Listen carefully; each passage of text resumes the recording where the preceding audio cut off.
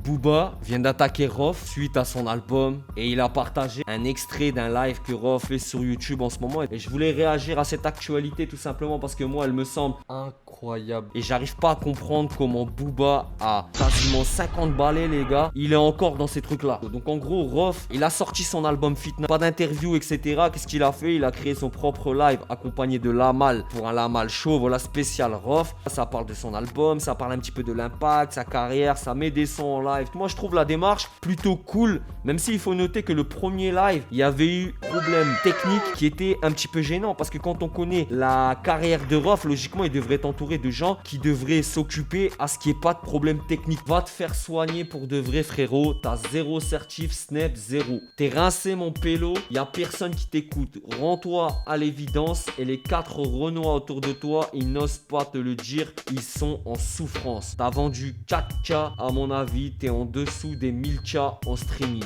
En fait, Booba, il fait une fixette sur les chiffres. Moi, j'ai envie de parler de l'artistique. Artistiquement, Rof à 47, je crois, quasiment le même âge que Booba en vrai. Au niveau du kickage parlant, Rof reste fort. Qui, au niveau du rap français, peut dire moi, écoute, on va mettre une prod, on va kicker tous les deux et c'est sûr et certain, je suis plus fort que toi. Il n'y a pas de rappeurs français qui peuvent faire ça ou alors, c'est des rappeurs français qui sont ultra prétentieux, les gars. Rof, il a eu un parcours dans la musique qui est quand même mémorable et qui va de toute façon sur classique.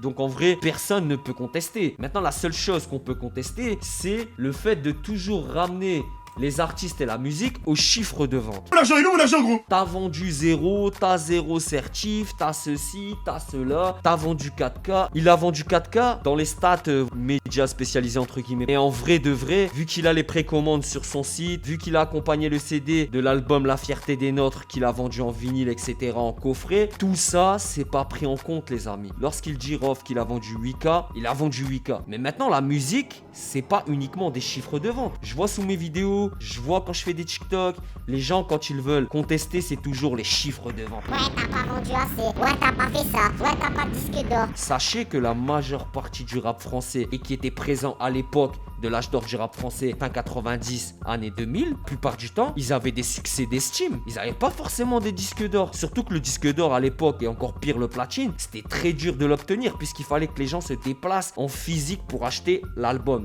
Ah, attends, par contre. Mais Booba l'attaque uniquement sur l'aspect vente, en disant qu'il vend pas assez. Soit, chacun son avis, moi je trouve que c'est bête de juger un artiste uniquement sur ses ventes. Vous remarquerez qu'au niveau de l'artistique, Booba le critique pas du tout. Ensuite, quand il dit que les gens autour n'osent pas lui dire, ils sont en souffrance, ils ont du mal, etc.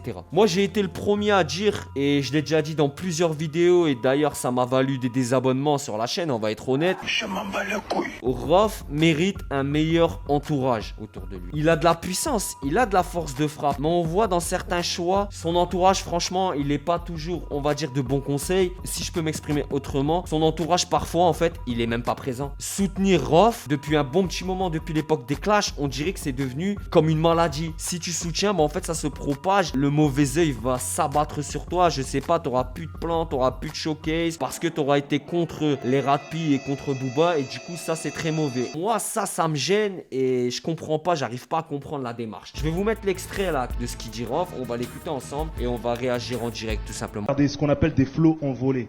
Et j'atterris toujours sur la snare. Tu vois, des fois juste après la snare sur le kick. Et entre les rimes, j'essaie de faire des assonances.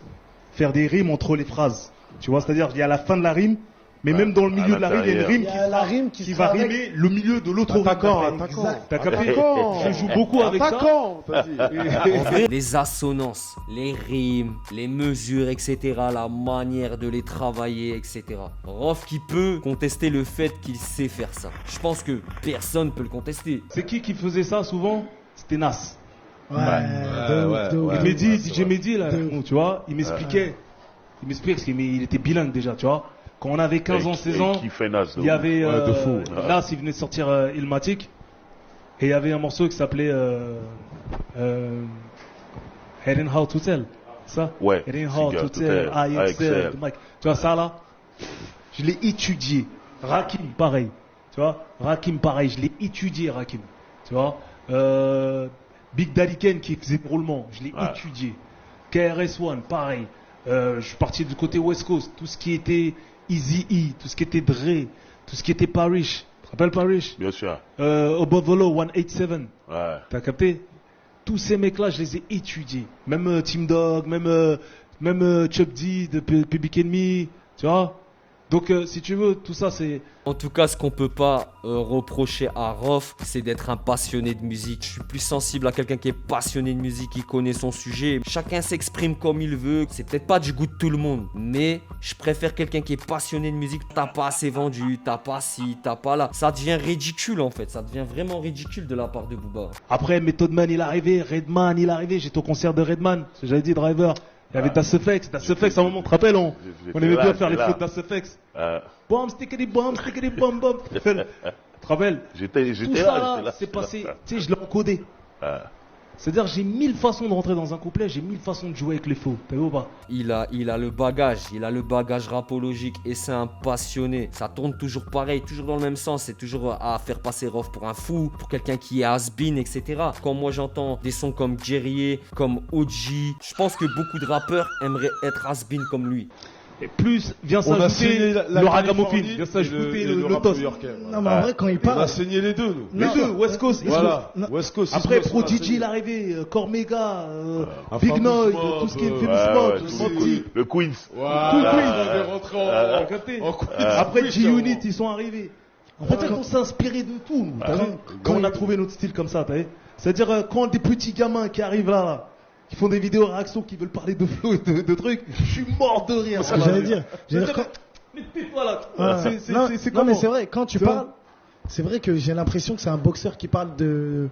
Mon frère, les boxeurs de MMA, par exemple, tu vois. J'ai passé des extraits tout simplement parce qu'en fait, il n'y a rien. C'est juste le gars donne ses influences, dit comment il a été inspiré par le rap américain. Où est le mal? Et justement, ça transpire la passion et ça donne même des blazes à des gens qui connaissent peut-être pas ces rappeurs. Ils vont aller écouter. Donc moi, en vérité, je vois pas le problème, les gars. Et voilà le deuxième pic. Booba a envoyé ou plutôt a réagi à quelque chose. C'est apparemment Mehdi Maizi. Moi, j'ai pas trop suivi une interview de Mehdi Maizi où il parle mal de Rof, où il parle de Rof déjà de base. Et en gros, Rof a partagé un truc en disant à qui profite le crime, à qui profite le fait que Mehdi Maizi détruise l'image de Rof, qui déteste Rof au point de vouloir le voir au plus bas, qui déteste Rof au point qu'on veuille le descendre. Bah, Booba, moi je veux l'entendre sur le côté artistique de Fitna. Je veux l'entendre sur ça, moi. Je veux l'entendre sur le fait que, voilà, artistiquement, je pense que Fitna, il est difficilement critiquable. Bien sûr, certains vont pas trop kiffer l'ego que Rof a mis un petit peu dans certains sons de l'album. Certains vont peut-être même pas kiffer la musique de Rof, mais ça je veux dire c'est humain, tout le monde ou plutôt personne ne peut mettre tout le monde d'accord, donc ça c'est tout à fait naturel. J'aimerais que Booba critique l'artistique tout simplement. Donc c'était ma réaction aux propos de Booba concernant Rof, concernant Fitna. Dites-moi en commentaire ce que vous en pensez. N'hésitez pas à vous abonner à la chaîne, à partager, à liker, propager sur les réseaux sociaux. Tu peux aussi m'ajouter sur les fameux réseaux sociaux Chroniqueur TV. Prenez soin de vous, prenez soin de vos proches, c'est toujours le plus important.